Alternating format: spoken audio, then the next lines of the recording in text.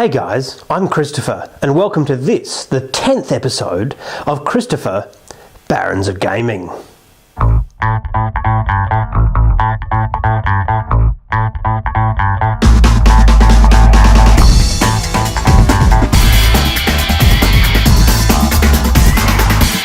So it has been quite a while since my last episode of Christopher, Barons of Gaming. So this time I thought I'd do one on the remastered version of The Last of Us.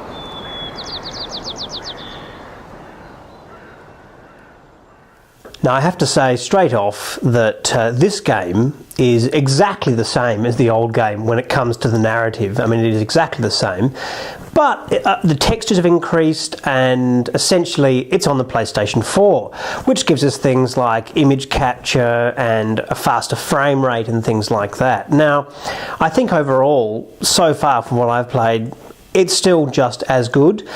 But I do have to say, on the PS4, it does seem a little bit clunky. Just a little bit clunky, sort of in that way that it just doesn't have the same feel as a next-gen game. It really does feel like a remastered game. Now, it does have a lock-on 30 frames per second, which I found there were positives and negatives. The positives are it makes the shadows look much more realistic. The negatives are that it also makes it look pretty slow, and being on the PS4 you can really see all those individual frames. I found throughout the game that it really didn't drop below about 45 frames anyway, so it's still pretty good.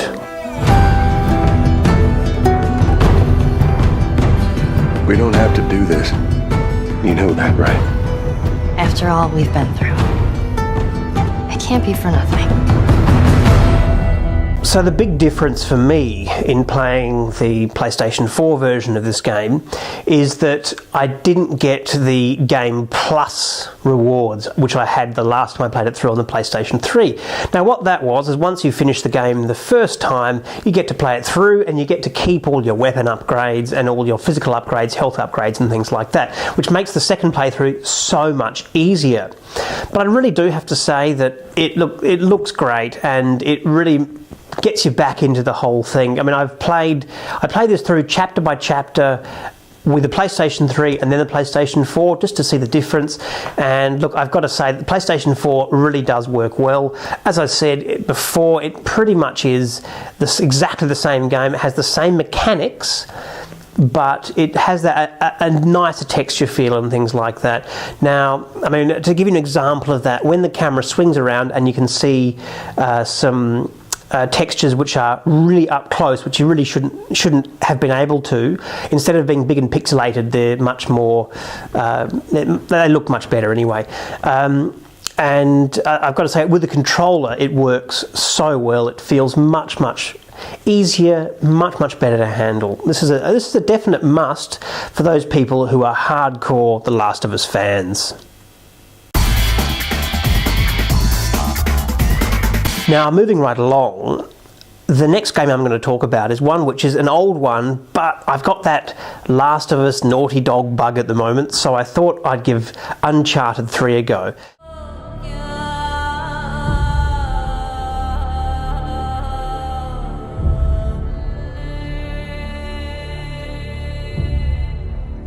All men dream, but not equally.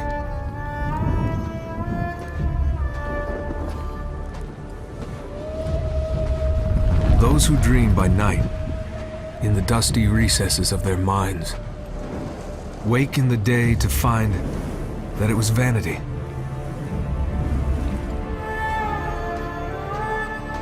But the dreamers of the day are dangerous men. For they may act their dream with open eyes to make it possible.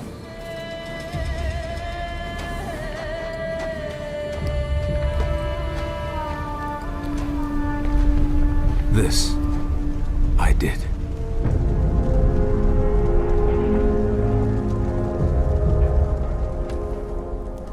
Uh-huh. Well, that's all real pretty, but what the hell's it mean in English? It means be careful what you wish for.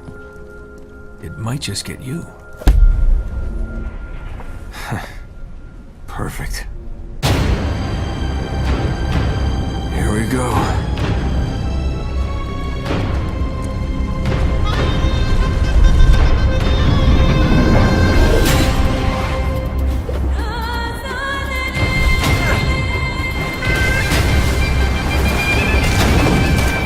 Now, I've got to say that actually it's holding up. I'm actually quite enjoying it, and it's a great story. The audio is perfect as it is, and so it doesn't really need to be any better than that. The picture quality is a little bit, I don't know, after playing the PlayStation 4 and PC and Xbox One and things like that. May not be perfect, but it really does hold up really well.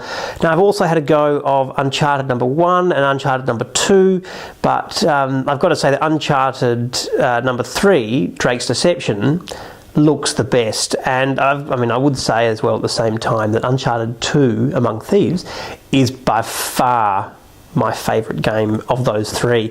And I've also got to say I'm looking forward to the remastered version of all three. I think it looks great. And of course Uncharted 4, as well as there have been rumours of the Uncharted movie.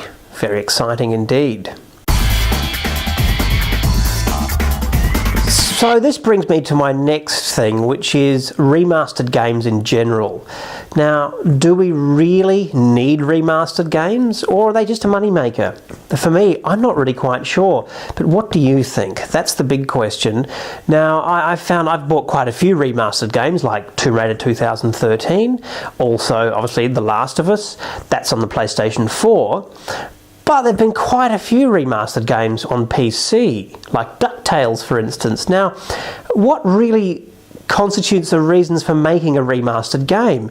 Is it nostalgia, or is it we want to be able to play it on a different platform? So something like Tomb Raider or The Last of Us, well, you know, it's a pretty new game. And when you look at Tomb Raider 2013 was released in January for the next-gen consoles. So there wasn't really that much of a great big gap. Something like DuckTales, of course, well, that's, you know, a good 10 years at least. So you sort of go, okay, well, I'd like to play this on new equipment. But The Last of Us, do we really need to have that? Well, I don't know, I got it anyway, really enjoy it, but do we really need it? And there are lots of other games which are being remastered, like for instance, Beyond Two Souls looks like it's going to be remastered for PlayStation 4. Well, I've got to say, I'm actually quite looking forward to that because I really love that game, as you've seen from my other YouTube videos and of course the podcast. And I think, well, anything to play that game in high definition is just fantastic. But that still leaves us with the question, do we really need to have remastered games? Do you think it's better to have brand new games with new IPs, or at least sequels but new games, or to have the same game we've already played and remastered? When they remaster it, should it have new content? Should it be able to play in different ways? Should it come with absolutely everything that you could buy beforehand? Well, these are all sorts of questions which aren't going to be answered anytime soon. Well, this year, as listeners to the podcast will know, I went to AVCon 2014 in Adelaide. Now, I had a press pass, which I could access all areas with, and I got to see lots of awesome stuff. Now, I did get a chance to take a lot of photographs, but also I got a chance to video a little bit of a few interviews, including one with Jon St. You guys will know him as the voice of Duke Nukem. Here it is. Confusing me with somebody else. Can't beat the original. You can't beat the original. I always say that about the Duke Nukem voice. When I hear somebody impersonating, I go, eh. It's mediocre. If I could play another clip for you real quick, sometimes in video games, I actually get to interact with myself. And in the Duke Nukem Forever game, there's a level called the Throne Room. Are you familiar with that? How Duke gets to his secret lair? And there's a kid sitting on the throne, and the kid is me, by the way. Ladies and gentlemen, due to technical difficulties, the Disney Van is now closing. Please make your way to the last exit gate.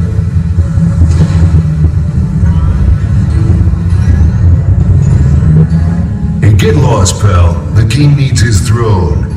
No way, man, no way! I'm not leaving until I get my picture on this throne. I've waited years for this. Nice lip Could you hit flap. that picture button over there?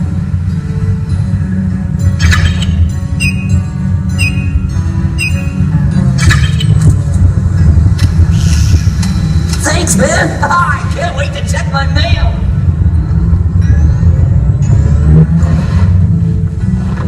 Of course, now Duke goes down to his throne. So every once in a while, I get to play characters together in different video games where I interact with myself.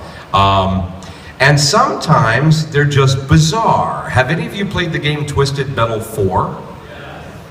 Twisted Metal 4 was one of my favorite voice acting gigs because I do the intro to the game in a voice that's similar to the Crypt Keeper from Tales of the Crypt. Familiar with that one? If you've never seen it, here's a sample of what that voice sounds like. Stories tell of a cow that would travel from town to town. At its head was a man surrounded by mystery, who was known only as Calypso.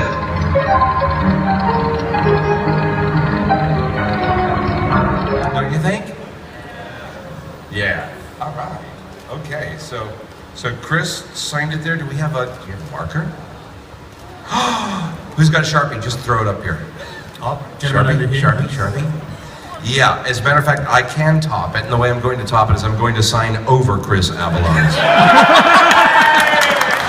Actually, is that going to ruin it for you? No, do it. Okay, so actually, rather than sign over his name, I'm just going to scratch through his name.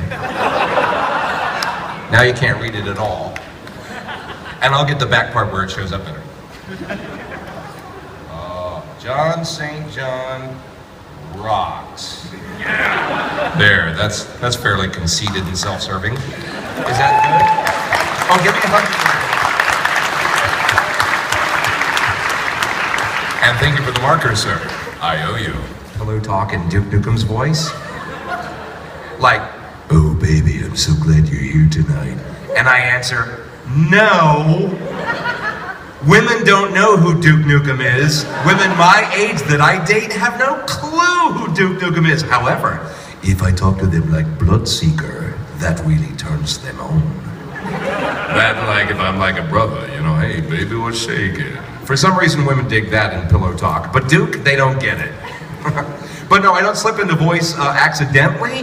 However, I do love to go through drive-through restaurants, McDonald's, Burger King, what have you, and order in the Duke voice. Or sometimes Smithers and Burns in the drive-thru. I'll have an argument between the two of them. And usually I get some laughter out of the little speaker box.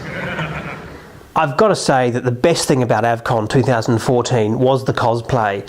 And as you've seen behind me here, these are some of the people who have dressed up, and geez, some of them are just fantastic. Well done to everybody, and thank you so much for letting me take your photographs. It is greatly appreciated, and I really hope you enjoy them being shown. So anyway, just before I go, there is one last thing I'd like to mention, which is that I got a chance to talk to Jon St, and he very kindly recorded a thing for us, which I'm going to play now, just before I say the very last thing, which is... Keep on gaming. Please, keep on gaming. That's right. Keep on gaming.